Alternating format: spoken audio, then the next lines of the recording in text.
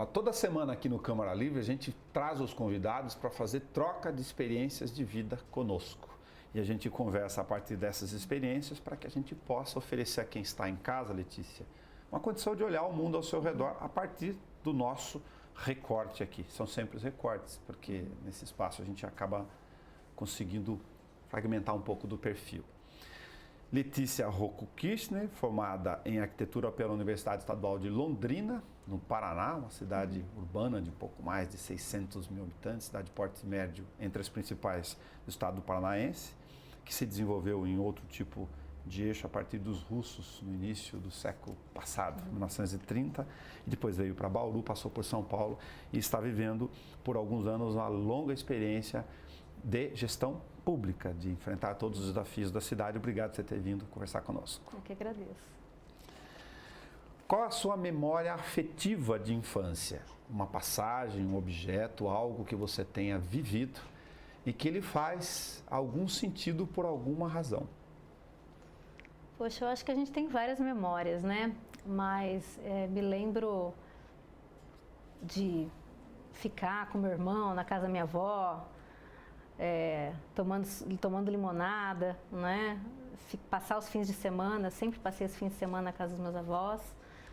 Tínhamos também uma memória afetiva de que todos os anos em família nós íamos para a praia, era assim um evento do ano, sempre tinha, né? Íamos para o Guarujá, passar com a família, muitas vezes com amigos dos meus pais também, né? Letícia Rocco Kirchner, da onde são as descendências aqui? Italiano, Rocco italiano, da parte da minha mãe, e Kirchner, alemão, parte do meu pai. Uma mistura explosiva. Explosiva dos dois. Hoje você consegue responder, ou não teve essa dificuldade lá quando jovem, de por que arquitetura? A arquitetura sempre me despertou, de forma geral, mas eu digo que eu acho que eu entrei na faculdade sem saber que efetivamente era arquitetura e urbanismo. Foi uma coisa que eu aprendi ao longo da faculdade e também muito depois dela, principalmente no que diz respeito ao urbanismo, né? Eu vejo hoje que as profissões, elas são delimitadas em algum momento, que um profissional atua até aqui, mas na prática, no mundo real, a nossa atuação ela vai muito além e ela se esbarra em outras profissões. E por isso, assim, sempre encarei com grande curiosidade, um grande desafio até entender um pouco os pontos de vista dos outros, das outras formações, e com isso conseguir construir a minha formação, né? Que eu me sinto até um pouco fora da curva sobre alguns aspectos, né? De já ter passado, por exemplo, em situações de falar, eu trabalho com isso, mas isso é coisa de arquiteto? Não sabia que isso foi arquiteto que faz, né? Por força da sua trajetória profissional até aqui, você está muito mais para o urbanismo hoje, naturalmente, por causa das questões gerais, sim, do que para a arquitetura. O urbanismo foi uma coisa que me despertou ao longo do processo, né? Eu acho que lá, quando eu tinha 16 anos, eu não entendia muito bem o que era urbanismo, né? Claro, a gente tinha uma visão que era trabalhar com a cidade, mas achava difícil, achava quase impossível em Bauru, uma cidade do interior, conseguir trabalhar com urbanismo, né? E fui descobrindo ao longo da minha vida profissional que é possível sim, que o urbanismo não é só assunto de cidade grande, não é só assunto de capital, e ela está em todos os lugares. E acredito que é uma profissão, inclusive, do futuro, né? Vejo que tem muito campo aí para aqueles que estão se formando de buscar esse caminho. Do período da faculdade, não sei se depois você manteve por algum tempo algum tipo de relação ainda com o mundo acadêmico, imagino hoje, com os profissionais, né? Uhum. Seja os da universidade na demanda pública, da discussão dos problemas da cidade, mas ainda como aprendizado pós-graduação. Se o curso de graduação estava muito mais na arquitetura ou do que urbanismo naquele período, ou como seria hoje? Olha, eu vejo que as universidades públicas, de forma geral, elas têm um viés urbanístico. Claro que não digo que ele é maior do que o de arquitetura, mas ele é equilibrado. E eu acho que a minha vivência dentro da Universidade de Londrina foi nesse sentido. Eu senti ali uma frente urbanística forte, até porque Londrina sempre foi uma cidade avançada do ponto de vista do planejamento, de discussões urbanísticas, com o IPU, com uma série de estruturas que já naquela época em que eu fiz a universidade já existiam no município. Então acho que deu uma oportunidade grande de poder enxergar essas oportunidades. Eu acho que o urbanismo, no meu ponto de vista, eu sempre tive mais apreço, porque eu enxergo uma capacidade de levar aquilo que eu faço para um número muito maior de pessoas e tem um lado social muito importante, que para mim me traz uma satisfação maior, né? Mas é claro que a gente acho que no meu curso de arquitetura, acho que em vários, o urbanismo era sempre o patinho feio, né? Assim, formava os grupos, o último trabalho a fazer era o trabalho da disciplina de urbanismo, né? Eu deixava sempre um pouco de lado. Minha esposa é de Londrina, estou citando isso porque como você estudou em Londrina e ali do lado, como você bem sabe, são cidades jovens, Londrina Sim. não tem nem 90 anos, está completando agora, Maringá também é muito perto, você pode ter tido a oportunidade de conhecer Maringá. Quando eu conheci, eu ouvia falar, eu fiquei um pouco deslumbrado, porque eu achei que eles tiveram a sorte, que eventualmente a gente não teve, que como se sabe aqui, teve uma explosão das dimensões urbanas e ocupação do solo nos anos 70 e pouco a gente olha ali quantas casas tinha até o início dos anos 70 e como a gente fez o adensamento sem muitas regras em vários bairros da cidade. Depois, numa fase seguinte, para fazer ainda a apresentação desse ponto, a gente criou núcleos habitacionais distantes do espaço urbano, formando custos operacionais de transporte, de infraestrutura, que a gente ainda paga o custo disso, a gente fala disso no outro programa, desse estoque que ficou para trás. Maringá planejou melhor essa relação com o verde, com as ligações de eixos, de avenidas, interbairros. Você também considera isso? Com certeza. A gente vê as cidades do norte pioneiro, né, que eles chamam ali no Paraná, e essas cidades mais jovens, elas não enfrentaram o problema que nós enfrentamos em Bauru. A gente aqui trabalha para resolver o passado, né? Veja só, a gente teve um grande boom, que é a questão até do slogan da Cidade Sem Limites, que foi justamente numa época onde ainda a infraestrutura não era nem exigida por quem criasse empreendimentos, por novos loteadores, por nada. Isso ficava numa condição de omissão e que depois lá na frente o município foi assumir. Eu fico pensando o que seria de Bauru hoje se nós não tivéssemos pendências do passado. Seríamos outra cidade. E essas cidades como a gente tem aí, Londrina, Maringá, elas não viveram esse problema.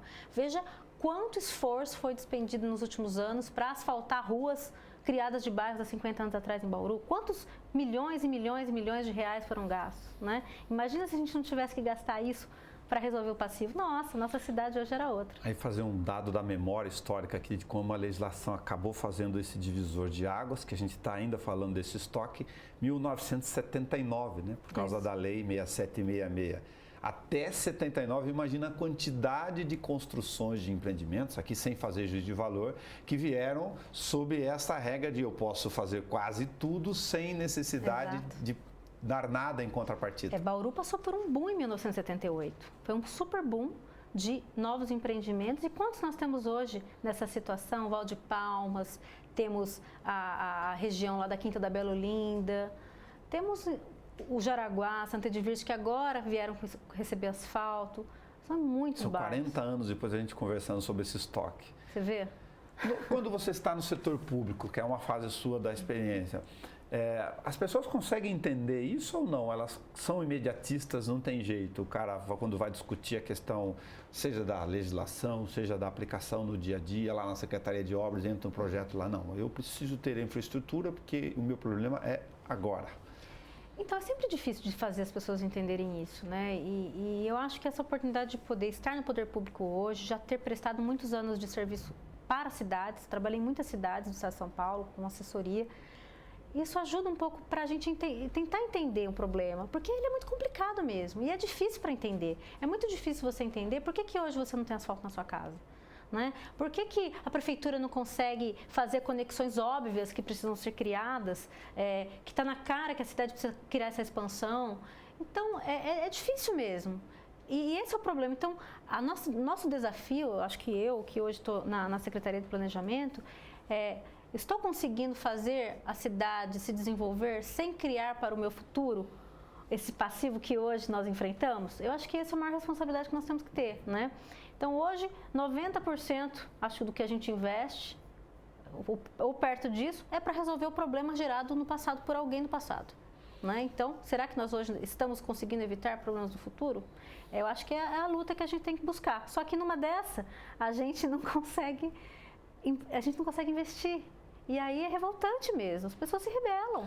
Eu lembro de um dado de um urbanista, um promotor, conversando nessa mesma relação que a gente está fazendo aqui de experiência e trajetória. Ele falou, tem uma simbologia que ele guardou na cabeça, eu vou comentar aqui, que envolve talvez um pedaço dessa história. Ele falou, você pega a Genormeira aqui, do lado do centro onde a gente está gravando.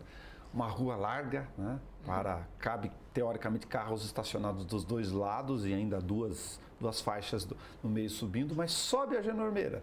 As testadas vão ficando menores ao longo do tempo, depois você tem lá o estoril que ela vai acabar cortando o bairro, com alguns poucos remanescentes quarteirões de tamanho ainda de uma única moradia, em quase um quarteirão inteiro, em um pequeno dado, e elas pequenininhas ao longo do tempo. Isso mostra um pouco de como a gente foi desorganizando isso. E é difícil isso, porque quantas vezes a gente mesmo não vive essa questão, né? Fala, poxa vida, a Secretaria de Planejamento está criando problema, não deixa, está pedindo uma rua com tantos metros de largura, que absurdo, né?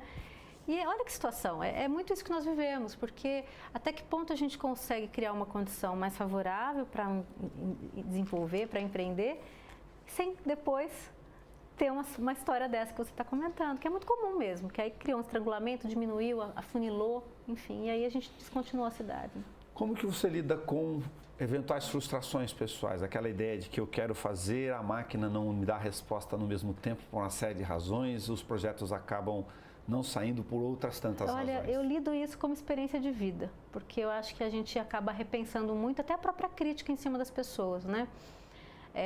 Hoje eu digo assim que quando as coisas são fáceis, elas já estariam resolvidas. A gente não teria problema se as soluções fossem fáceis. E assim, primeiro, a gente tem que tentar ter muita criatividade. Eu acho que a criatividade é o que salva, né? De que forma que a gente enxerga as coisas e caminhos que a gente possa trilhar. Mas é isso, as coisas não são fáceis, né? E a persistência, a criatividade é o que faz a gente tentar fazer a diferença. E a frustração, ela existe, porque a gente não é capaz de fazer tudo aquilo que a gente quer concretizar. E eu acho até, teve um dia que a gente até fez uma reunião do plano diretor, lá na Senag, estavam presentes 5 secretários de planejamento, eu e mais 4 antigos, né? No final eu até conversei com alguns, comentei, falei assim, poxa, a gente precisava fazer uma foto e precisava marcar um dia para falar das frustrações, né? Porque eu acho que existem mesmo, é natural e a gente tem que encarar essas frustrações como aprendizado, como formas de que as coisas não são fáceis de resolver, enfim. Qual é a ideia de que para ser um gestor público num determinado espaço de tempo, de que você tem que lidar, lógico, com pontos de vista completamente diferentes, interesses completamente diferentes, alguns nobres e outros não. A gente sabe que a demanda pública é assim, acompanhando lá de cá como jornalista, né? Que é sempre um abelhudo que fica lateralmente vendo essas coisas, mas que tem que ser multissetorial, multidisciplinar. Multidisciplinar eu acho um grande enriquecimento. Aliás, eu sempre gostei muito de trabalhar com outras frentes, com outras pessoas que pensam diferente, justamente porque isso enriquece a nossa forma de pensar e nossa capacidade de atingir uma sensatez. E eu vejo que esse é o caminho, a gente tem que muitas vezes fazer um enfrentamento, né? Não tem como fugir disso, fugir é sempre pior. E achar o meio termo. Não é possível que a gente não consiga achar o meio termo das coisas, né? Acho que a gente tem que tirar um pouco uma visão idealista e criar uma visão realista, porque não adianta ficar defendendo coisas que nunca vão se concretizar. Eu acredito muito mais na capacidade que a gente tem de conseguir numa visão realista achar o meio termo e conseguir achar um consenso entre as situações. Como você lida com a sua personalidade forte, reconhecidamente forte nas relações do dia a dia? Às vezes você encontra jornalista chato, por exemplo, para ficar lá bisbilhotando, apertando pontos. É um aprendizado também, porque a gente vai tentando aprender, né, a controlar as nossas reações. As pessoas, todo mundo aqui é humano, né? Temos reações e justamente acho que quando a gente faz as coisas mergulhado, com paixão por aquilo que a gente faz, é natural lidar com as coisas com mais reação, né? E aquilo, a gente sempre busca uma evolução pessoal, uma evolução profissional e caminhamos nisso. A gente discutiu no outro programa, aliás, está disponível inteiramente para você na página do YouTube, só sobre as possibilidades de modificações de alguns eixos do plano diretor. Mas eu vou pegar uma outra coisa à parte aqui. Você acha justa a relação de que vários meios cobram, por exemplo, que tem todo esse estoque de uma série de coisas a serem regulamentadas, uma coisa histórica que a gente precisa ajustar na nossa cidade, outras coisas que são eu quero que seja assim, de alguns setores que acham que essa frase é imperativa desse jeito, e você precisa fazer esse balanço todo, né, ouvir todas essas nuances para poder manter uma linha geral, uma diretriz a ser apresentada para a cidade. Isso é necessário, né? Eu acho que esse é o papel do gestor público. A gente está aqui para tentar equalizar as necessidades.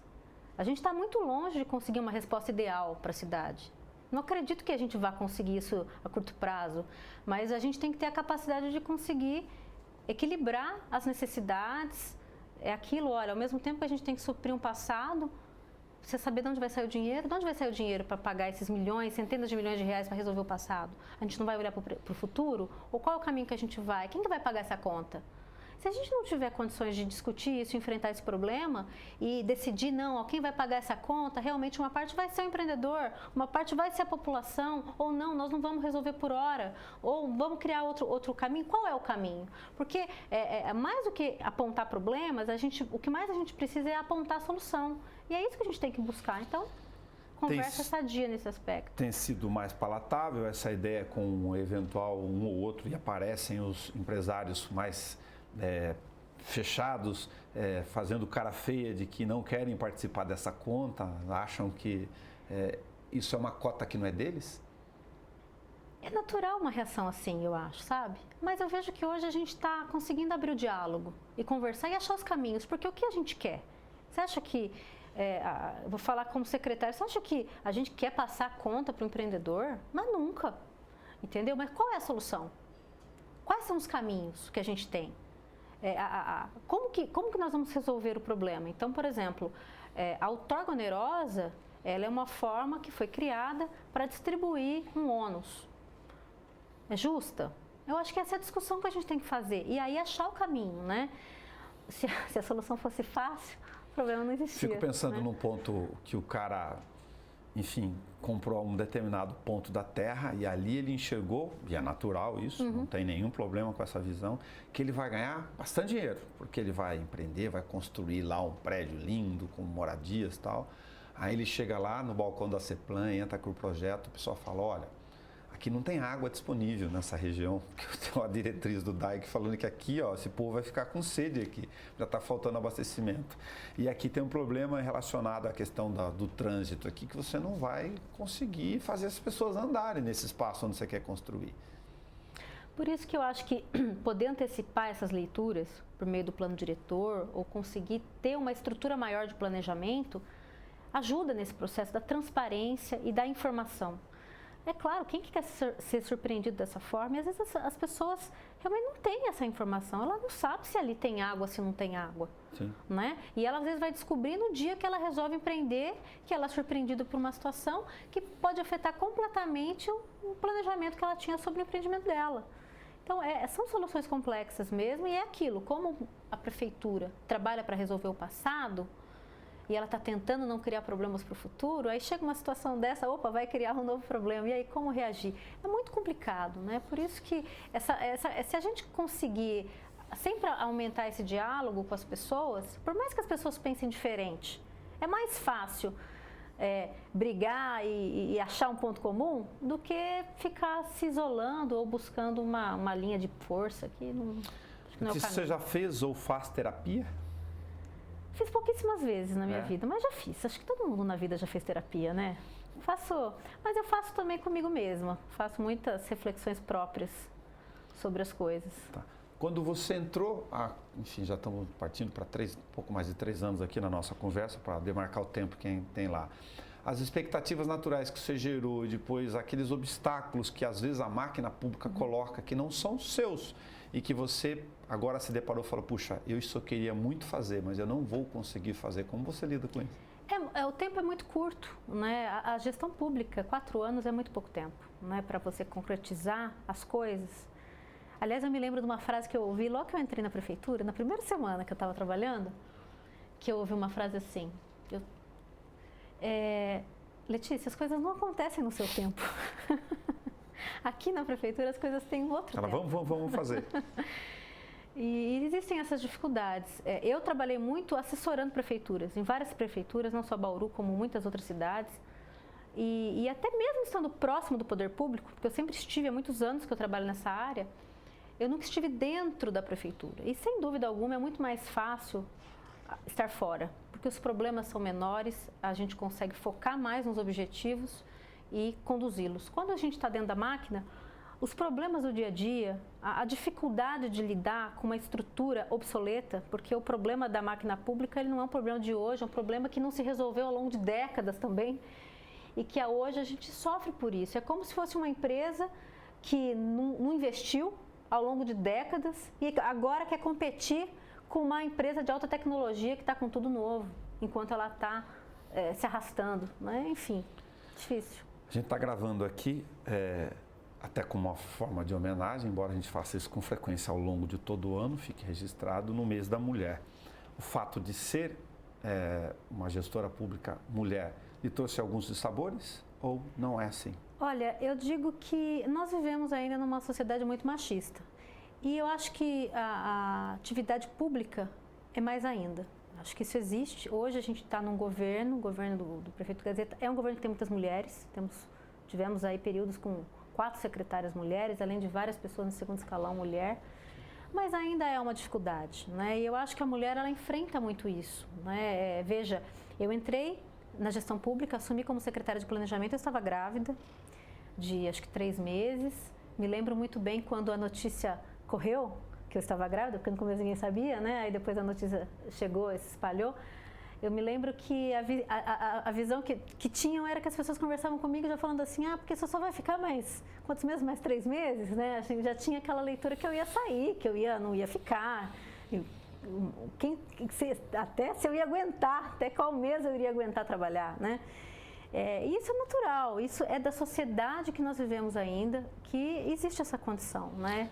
Enfim, aí eu já tinha um bebê, tive outro bebê, hoje eu tenho um filho de 2, um filho de 4 anos e continuei na prefeitura, quantas vezes levei a Clarinha no colo com 15 dias, né? Enfim, eu acho que as mulheres, elas têm um desafio muito maior, porque além delas terem que suprir toda uma condição de mostrar seu trabalho, mostrar sua capacidade, elas enfrentam essas dificuldades de responder como uma boa mãe, como uma boa esposa, como uma pessoa que realmente conquistou o seu espaço profissional. Então tem tudo isso que a sociedade e a mulher ainda passa. De certa forma, pelo menos em parte, alguns desses homens conseguiram entender nos seus ciclos naturais de relação pública e privada, porque eles têm lá esposas do lado, a boa parte deles são casados, têm família do lado. Poxa, pera lá, deixa eu compreender um pouco para tentar me colocar no lugar do outro. Mas ainda existe uma cobrança muito grande em cima da mulher, não é? Se a criança tem um problema, mas cadê a mãe? Onde está a mãe? O que está fazendo? Então existe essa cobrança, né? E isso é algo que eu comecei a visualizar na medida que as coisas também passaram a acontecer na minha vida. Eu acho que quando eu tinha 18 anos, eu não tinha visão de quão machista é ainda a sociedade que nós vivemos. Estamos falando aqui com 3 anos e alguma coisa de função pública, um filho de 4 e uma filhinha de 2 anos, exatamente no meio dessa mesma fase da sua trajetória pública. Não deve ser fácil fazer o ajuste disso tudo. Sem dúvida, eu acho que é um aprendizado. Tudo que é difícil a gente encara como aprendizado. Mas é uma experiência diferente eu acho que desde a questão de casa, de aprender a respeitar o espaço profissional, ao mesmo tempo a gente tem que se reinventar como mãe, aproveitar quantas vezes eu estou exausta, mas em casa tem segundo tempo. Então eu penso nas atividades que são mais leves, que eu fico parada, sabe? É possível desligar para uma... Você consegue fazer desligar a chavinha? Eu acho que assim, a gente consegue lidar com mais serenidade. Desligar não. Tá. Mas isso eu acho mais importante. Eu acho, aliás, que pensando na minha trajetória até profissional, eu já tive fases na minha vida que foram muito mais difíceis para eu lidar emocionalmente com a minha profissão do que hoje. Né? Então, eu acho que já tive momentos na minha trajetória que eu tive tanta dificuldade, que eu tive tanta receio, assim, tensão no serviço, que hoje eu consigo lidar com uma forma mais serena. E eu acho que o importante é a gente estar em condição de serenidade. Então, os problemas, eles existem, as dificuldades, a necessidade de se fazer presente. A gente, como secretário, não pode parar, não pode desligar, mas eu consigo ter uma vida calma, curtir a minha família nos momentos que eu estou livre, com a cabeça em paz. Acho que é a paz, né? Fazer só um recorte de utopia aqui. Se você pudesse, a decisão tivesse toda na sua mão, que ponto você queria que a cidade que você mora, que a sua família mora, mudasse? Ou resolvesse? Ou transformasse? Nossa, você sabe que eu acho que se eu não estivesse na prefeitura, eu teria mais facilidade de responder essa pergunta. Porque o problema é tão complexo, né? Mas eu gostaria que nós pudéssemos estar trabalhando para o futuro e para o presente. É lamentável a gente estar trabalhando para o passado, sabe? Então, eu sinto que eu não consigo fazer as coisas acontecerem porque tudo vive no passado. A prefeitura vive no passado, a estrutura da prefeitura é o passado, a nossa demanda é do passado. Tudo é passado. A gente olha o prédio que eu trabalho, um prédio obsoleto, que não se modernizou, o bloquinho é antigo, o computador é antigo, a cadeira é velha. A forma de trabalhar é velha, os problemas são velhos, os arquivos são velhos. Se a gente passasse uma régua e começasse hoje... essa outra frase também que eu me lembro, que quando eu entrei na prefeitura, eu falei, nossa, parece que eu estou vivendo na década de 90 aqui, sabe? Tudo era diferente. Eu não tinha, a sala de secretário não tinha computador. Né? Então, assim, aliás, eu nem tinha mais calo na mão, hoje eu tenho, de tanto voltei a escrever, né? Voltei a fazer caligrafia. Na mão. Então, eu acho que é isso. A gente ter que viver para resolver o passado é algo lamentável. Mas é uma bela de uma experiência. Sem dúvida. De enfrentamento de desafios. Acho que é uma experiência única. Não é? É uma forma nova de ver o mundo, uma forma nova de ver os problemas e de resolver os problemas. Eu lembro quando eu não trabalhava na prefeitura e assessorava prefeituras, era muito fácil, me parecia muito mais fácil. Não, mas tem que fazer isso, tem que fazer aquilo, né? Por que não faz isso? E ter essa oportunidade, quando apareceu a oportunidade de eu trabalhar na prefeitura, quando eu fui convidada para ser secretária, inclusive eu estava grávida, tinha uma série de outras expectativas na minha vida, justamente foi essa oportunidade de, ao invés de criticar e reclamar, poder contribuir de fato, né? Contribuir dentro da máquina. E eu acho que essa experiência de trazer, de transformar a crítica numa contribuição concreta é uma atitude muito construtiva pessoal. Eu acho que para a sociedade também, porque você colabora socialmente, mas também para si próprio, como uma forma de você enxergar as coisas. O meio político é justo nas relações entre o gestor e todas as demandas que estão postas? Não é nada justo. Né? Aliás, eu também venho de uma situação que eu nunca tive envolvimento político, né? Eu sempre trabalhei tecnicamente e tive que aprender a lidar com o meio político dentro da política, trabalhando como secretária de planejamento, né? E sem dúvida, vejo muitas pessoas bem intencionadas, hoje enxergo um lado da política muito bonito, no sentido de você construir, e claro, tem os lados ruins, e eu acho que é nisso que a gente tem que tentar focar e entender que existe muitos pontos e realmente a transformação urbana, a transformação da cidade, da sociedade em si, ela se faz dentro da política, né? Nós estamos gravando aqui, do ponto de vista temporal, no momento em que foi aprovada a lei para um instituto, um órgão específico dentro da gestão pública, depois de todo esse estoque de passado, para poder pensar a cidade para frente, finalmente. Pois é, o Instituto de Planejamento, ele já desde 96, né, do plano diretor lá de trás, já vinha sendo discutido. Em 2008, constou, foi criado pelo plano diretor de 2008, já com a denominação atual, né, que é Instituto de Planejamento e Desenvolvimento de Bauru. Sim. E nunca saiu do papel. Acho que esse foi um grande desafio aí. O prefeito Gazeta colocou isso como plano de governo dele, trazer o Instituto, até porque ele tinha participado lá atrás, na época de 96, já das discussões daquele período. E acho uma vitória para Bauru o Instituto acontecer, né? Claro que o Instituto ele não vai mudar a situação do planejamento de Bauru do dia para a noite, mas ele dá condições do planejamento crescer, né? Hoje, eu sinto na Secretaria de Planejamento que nós estamos saturados na nossa capacidade de planejamento. Não dá para dividir o tempo, não dá para resolver o problema da fiscalização, de certidão, de documento, ao mesmo tempo que a gente discute planejamento de cidade. Um grupo só para pensar isso. É isso. Então eu vejo que agora a gente começa uma nova trajetória, né? Nós não encerramos um problema, um capítulo, nós iniciamos um novo capítulo, que é começar a construir um órgão para planejar a cidade para o futuro. Letícia Rocco Kirchner, muito obrigado por ter feito um recorte com a gente aqui, a filha da dona Jaira com o seu Carlos. Obrigada, eu agradeço.